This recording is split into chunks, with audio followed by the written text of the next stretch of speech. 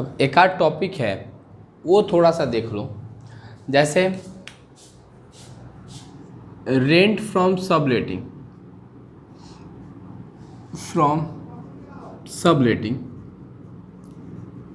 है ना, कि अगर हम किसी से उधार पे मतलब घर लिए हैं रेंट पे और फिर किसी और को रेंट पे घर दे दिए वही घर, है ना, तो उसी को बोलते हैं रेंट फ्रॉम सबलेटिंग। तो जो रेंट फ्रॉम सबलेटिंग होता है ना, उसमें से income from subletting is allowed deduction for expenses incurred to obtain such part of house property, है ना। तो क्या बोला है कि जो रेंट फ्रॉम सबलेटिंग होता है, लेट सपोज तुमको हम एग्जांपल दे रहे हैं कि अगर मानो कि rent from subletting 60% of house, मतलब हम क्या किए हैं, हम अपने घर जो भाड़ा पे लिए हैं उस घर का 60% पोर्शन जो है हम रेंट पे दे दिए हैं, है ना। 60% of house at the rate of 30,000 receive किए 30,000, क्लियर। अच्छा, expenses rent for house is 20,000, है ना। Rent for house is municipal tax paid is 2,000, है ना, और तुम्हारा और रिपेयर अमाउंटिंग 3,000। लेकिन ये सारा जो एक्सपेंसेस है ये पूरे 100% हाउस के लिए है और मेरे को इनकम जो रिसीव हुआ है वो 60% हाउस को सबलेट करने से मिला है। तो अगर हम सॉल्व करेंगे तो रेंट फ्रॉम सबलेटिंग 30,000, इसमें से एक्सपेंसेस भी लेस करेंगे, लेस एक्सपेंसेस रेंट पेड। तो यहाँ पे हम एक्सपेंसेस लेस करेंगे 60% ही। 20,000 का 60% कितना होता है 12,000। अच्छा, फिर जाके म्युनिसिपल टैक्स 2,000 का 60% कितना होता है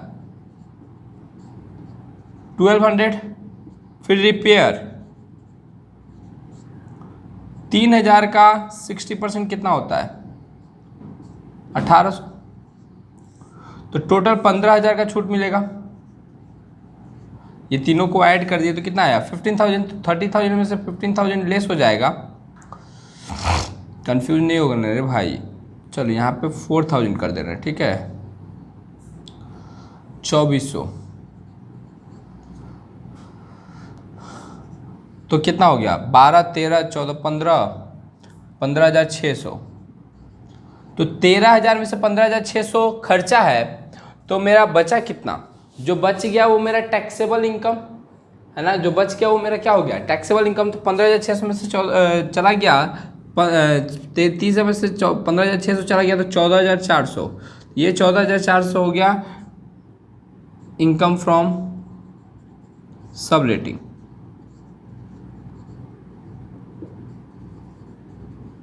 चलो ये कॉपी करो। हाँ देखो क्या क्वेश्चन बोला है mister Rishi Chatterjee is a residential individuals the particular of his income during the previous year were 1920 as under क्या क्या दिया हुआ है रेंट रिसीव फ्रॉम सबलेटिंग से रेंट रिसीव कितना हुआ है 20,000। Expenses in relation to the property property से रिलेटेड क्या क्या एक्सपेंसेस हुआ है उसका देखो। Rent paid to the owner of house, 10,000 रुपया ऑनर का पेड किए हैं, है ना। फिर जाके म्यूनसिपल टैक्स पेड है तुम्हारा 2,000, रिपेयर है 1,000, इनकम फ्रॉम लॉटरी साइड करो। अभी यहाँ पे देखो हमको 20,000 हाफ बोला है, सब letting off half house property. Half का मतलब कितना होता है 50%, है ना। तो अगर बात करें इसका, इस सम्स का, है ना, तो सम बनेगा कैसे। तो सबसे पहले तो हमको रेंट फ्रॉम सबलेटिंग लिखना पड़ेगा। रेंट फ्रॉम, ऐसे दो अमाउंट का कॉलम दे देना, स्पेसिफाइड फॉर्मेट नहीं होता है। रेंट फ्रॉम सबलेटिंग लिखना पड़ेगा।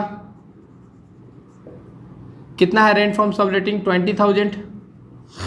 इसमें से लेस करेंगे एक्सपेंसेस इंकर्ड। एक्सपेंसेस इंकर्ड में क्या है, रेंट पेड। अच्छा रेंट पेड क्या पूरा ले लेंगे, नहीं ना, हाफ रेंट। अगर हाउस प्रॉपर्टी हाफ अगर दिया है तो रेंट भी हम लोग कितना लेंगे, हाफ ही लेंगे। रेंट भी कितना पेड लेंगे, हाफ। जितना कि उस पोर्शन के लिए दिया है उतना ही तो हम लेंगे, उससे ज़्यादा क्यों लेंगे, क्लियर। तो रेंट देखो 10,000 पेड किया है और उसका 50% माने तो आएगा 5,000। फिर क्या है, municipal tax paid, M tax paid. Municipal tax paid कितना है 2,000, तो 2,000 पूरा थोड़ी ना लेंगे, इसका 50% 1,000। रिपेयर के लिए हम खर्चा कितना किए हैं 1,000, इसका 50% तो आएगा 500। तो 20,000 से 6,500 क्या हो जाएगा, लेस हो जाएगा। तो फिगर आएगा 13,500। Income from subletting, income from subletting. अच्छा हम लोग लॉटरी से भी इनकम रिसीव किया ना, लॉटरी इनकम। देखो ब्रैकेट में दिया हुआ है ग्रॉस। ग्रॉस का मतलब होता है कि इसमें से टैक्स काटा हुआ नहीं है, तो हम लोग गोटा देख के उतार देंगे। अगर यही वर्ड नेट यूज़ किया था तो हमको लगता कि इसमें से टैक्स क्या कर लिया है, काट लिया है, तो हम लोग को इसमें टैक्स वही 30% डिवाइड बाई 70% या फिर 68.80% से डिवाइड देना पड़ता। तो ये इनकम फ्रॉम अदर सोर्सेज आ गया, इनकम फ्रॉम अदर सोर्सेस। कितना का, दोनों को जोड़ देंगे तो 1,13,500 चलेगा। 1,13,500 कॉपी करो। क्वेश्चन नंबर 2 है ना, ऊपर में हेडिंग दे देना, calculation of income from house other sources. Calculation of income from other sources, ठीक है, करो। क्वेश्चन नंबर 3 बोला क्या है, बोला है mister Das Gupta a widow, एक विडो है, furnish the following particulars of his income, his नहीं होगा, हर होगा, her income for the year, for the previous year 2019-20। Family pension उसको रिसीव हुआ है 1,50,000 का, क्लियर। डायरेक्टर फी रिसीव हुआ है 20,000 का। इनकम फ्रॉम वैकेंट लैंड, एक खाली ज़मीन था वहाँ से रेंट रिसीव हुआ है 10,000, लेकिन उसको कलेक्शन करने में 500 रुपये खर्चा लग गया। और बैंक इंटरेस्ट उसको मिला है 10,000 का। तो तुमको कैलकुलेट करना है कि उसका इनकम फ्रॉम अदर सोर्सेज कितना हुआ, है ना। क्या कैलकुलेट करना है, इनकम फ्रॉम अदर सोर्सेज उसको कितना मिला। तो तुम एक एक करके बात करें। फैमिली पेंशन जैसे तुम लोग को हम बताए थे, है ना, दो अमाउंट का कॉलम ले लेना। पहला आता है तुम्हारा फैमिली पेंशन। फैमिली पेंशन में रिसीव हुआ है 1,50,000, है ना।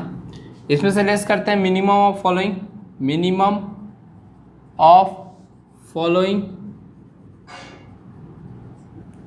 अब मिनिमम ऑफ फॉलोइंग में क्या आएगा, एक तो 1/3 ऑफ पेंशन और 15,000 दोनों का जो छोटा होगा, तो 1.5 लाख का 1/3 दैट इज 50,000 और 15,000, 50,000 और 15,000 में जो छोटा होगा वो लेंगे। तो मेरे लिए छोटा तो हमको 15,000 दिखाई दे रहा है, तो इसमें से 15,000 जाएगा तो 1,35,000 टैक्सेबल हो जाएगा, क्लियर।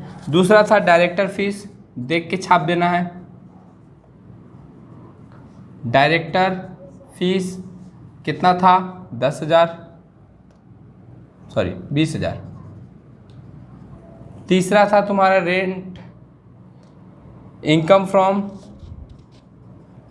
फ्रॉम वैकेंट लैंड, खाली ज़मीन से इनकम आया।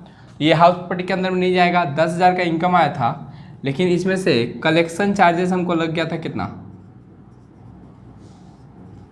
500 का। तो मेरा तो इनकम आया 9,500 ही। क्लियर। फिर जाके 4th number point, bank interest. इसके बारे में हम कुछ बोले नहीं हैं, ये पूरे तरह से टैक्सेबल हो जाएगा 10,000 रुपया। तो इनकम फ्रॉम अदर सोर्सेस कितना हुआ,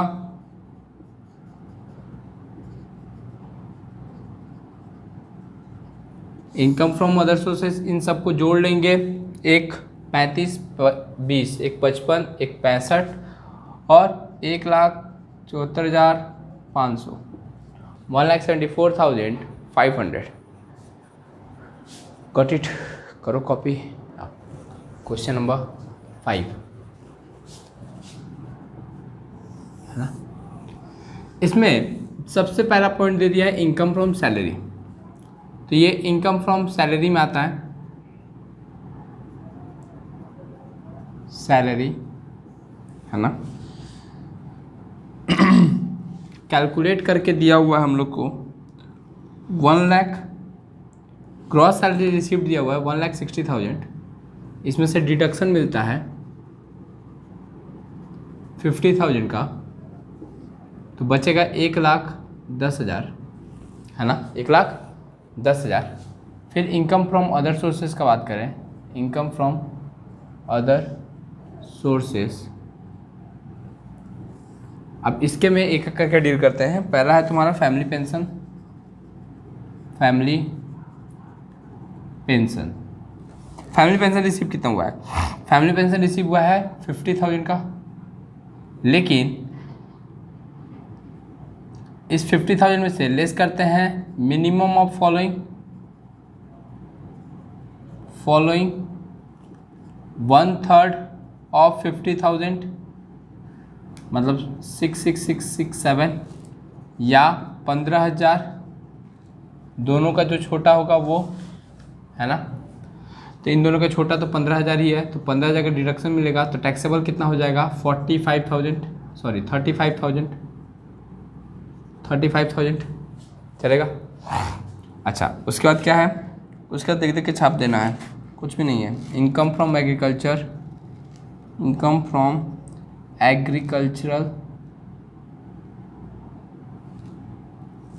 cultural land outside India. India में रहता तब एग्जाम्पशन है, आउटसाइड इंडिया है तो टैक्सेबल है कितना का 10,000 है ना। उसके बाद क्या है तुम्हारा interest on government securities, interest on government securities, government security से इंटरेस्ट मिला है मेरे को 10,000। ठीक है। फिर क्या हुआ है, फिर तुम्हारा क्या है income from vacant land in India, income from vacant land in Kolkata. Agricultural land तो है नहीं, तो इस पर जो इनकम जनरेट हुआ है वो टैक्सेबल हो जाएगा।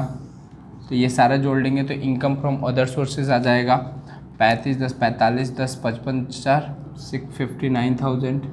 ये इनकम फ्रॉम अदर सोर्सेज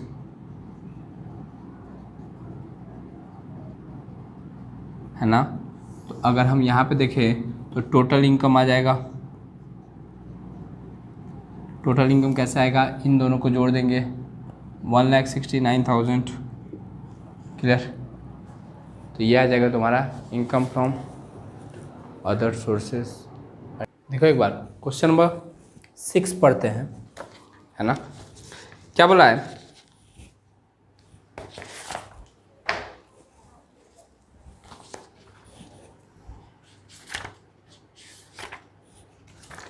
कि मिस कविता चंदा is a reader or is undergraduate college furnishes the following particulars of her income for the previous year 2020 income from salary computed दिया हुआ है, computed दिया हुआ है तो यहाँ पे 50,000 लेस करने की जरूरत नहीं है, बार बार बोल रहे हैं। Interest paid on money borrowed on the purchase of flat, एक फ्लैट परचेज किए थे उस पर हमको इंटरेस्ट पेड करना पड़ रहा है, ये इनकम फ्रॉम हाउस प्रॉपर्टी है।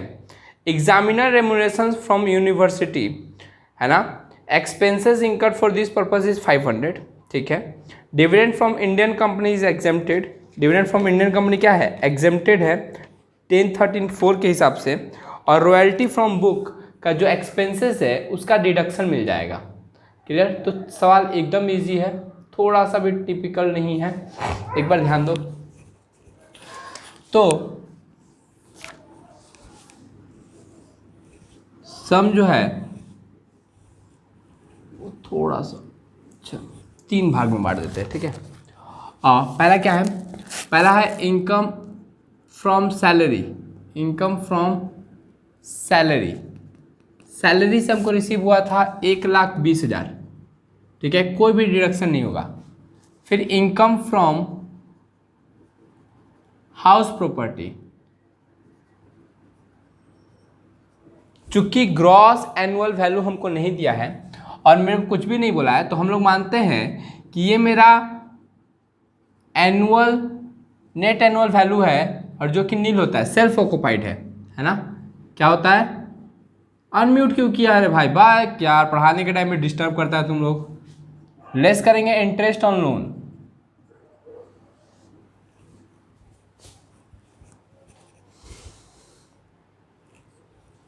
नेट एनुअल वैल्यू दिया हुआ है, उसमें से अगर मेरा सेल्फ ऑक्युपाइड हाउस प्रॉपर्टी है तो नेट एनुअल वैल्यू का नील होता है, उसमें से इंटरेस्ट ऑन लोन जो सेकेंड नंबर पॉइंट दिया था 34,000 वो सिर्फ लेस होगा तो इनकम जो है नेगेटिव में आ जाएगा 34,000।